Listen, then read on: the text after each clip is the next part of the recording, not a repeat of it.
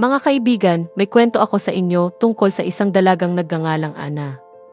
Alam niyo ba yung pakiramdam na para bang walang katapusan ang mga problema? Ganyan na ganyan si Ana. Araw-araw, puro reklamo, kulang sa pera, napakahirap ng trabaho, parang walang patutunguhan ang buhay. Hanggang isang araw, nagising siya ng walang pamasahe. Napilitan siyang maglakad papuntang opisina. Sa daan, may nakita siyang mga batang naglalaro. Kahit walang sinelas, tawa lang sila ng tawa. Masaya sa simpleng buhay. Pagdating sa opisina, hingal na hingal man siya, may narinig siyang mga salitang nagpabago ng kanyang pananaw. Salamat sa sipag mo, Ana. Simpleng papuri lang mula sa kanyang boss.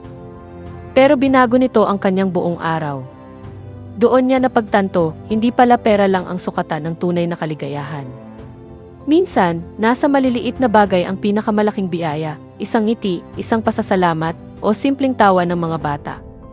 Kaya mga kaibigan, tandaan natin, kahit gaano kahirap ang buhay, may magagandang bagay pa ring dapat ipagpasalamat. Ang positibong pananaw ang tunay na nagbibigay ng lakas para harapin ang bawat araw. Salamat sa pakikinig. Kung gusto niyo pang makinig ng mga kwentong katulad nito, i-follow at i-subscribe ang aming channel. Hanggang sa muli!